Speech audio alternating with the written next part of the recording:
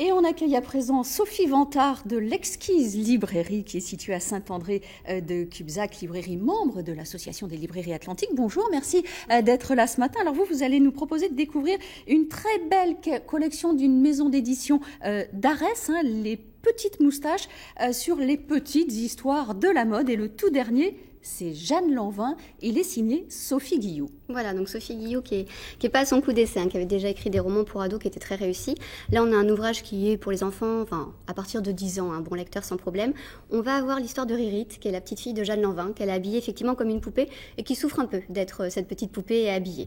On a une belle histoire et puis derrière on a aussi un propos qui est servi par un abécédaire de Lanvin avec quelques images, avec des planches, des choses comme ça où on voit tout le charme suranné des robes Lanvin qu'on affectionne effectivement beaucoup, avec même une petite poupée à découper à la fin. Bref, c'est un ouvrage extrêmement complet et qui fera le bonheur de toutes celles qui ont dans la tête une imagination débordante au niveau de la mode. Voilà, c'est une très belle collection pour découvrir autrement les grands couturiers. L'actualité cinématographique de la semaine, c'est bien sûr la sortie mercredi dans les salles du film Chocolat avec Omar Sy. Alors vous souhaitez nous présenter ce livre-là dans lequel Bénédicte Rivière raconte aux enfants la véritable histoire du clown Chocolat. Voilà, exactement. Donc là, on suit effectivement Raphaël qui deviendra le clown Chocolat. Une histoire assez compliquée, devenir artiste noir en fin de siècle, c'est un peu compliqué.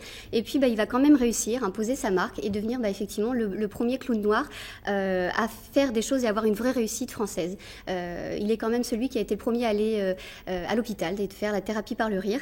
Il a été malheureusement, il est enterré à Bordeaux depuis 1917 et il y aura une petite plaque commémorative qui sera installée en fin de semaine au cimetière protestant. C'est ça, et Bénédicte Rivière va dédicacer son ouvrage samedi à Bordeaux à la Machine à lire, une librairie qui appartient là encore à l'association des librairies atlantiques. Et puis alors là, vous avez un dernier coup de cœur, là c'est vous qui l'avez. Voilà. C'est un roman, La petite boulangerie du bout du monde de Jenny Colgan, un roman dont l'héroïne est une femme on ne peut plus déterminée et très créative. Et très créative, exactement. L'histoire commence, malheureusement, elle a fait faillite avec son mari. Ils ont créé une première entreprise qui n'a pas fonctionné.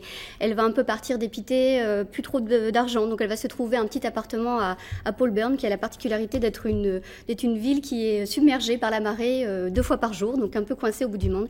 Mais elle a une qualité, c'est qu'elle sait faire des très bons petits pains qui vont vite trouver un public et notamment un bel américain, un beau marin, voilà. Donc de quoi faire une histoire efficace et qui donne envie.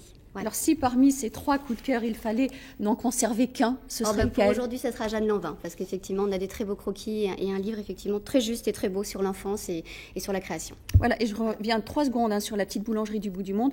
Ce roman est le premier de Jenny Colgan publié en France. Tout à fait, exactement. Est anglaise. Et puis là encore, on retrouve donc les références des ouvrages que Sophie vient de vous présenter ce matin sur le site internet france3.fr. Merci 1000 fois Sophie, puis on vous retrouve donc à l'Exquise Librairie.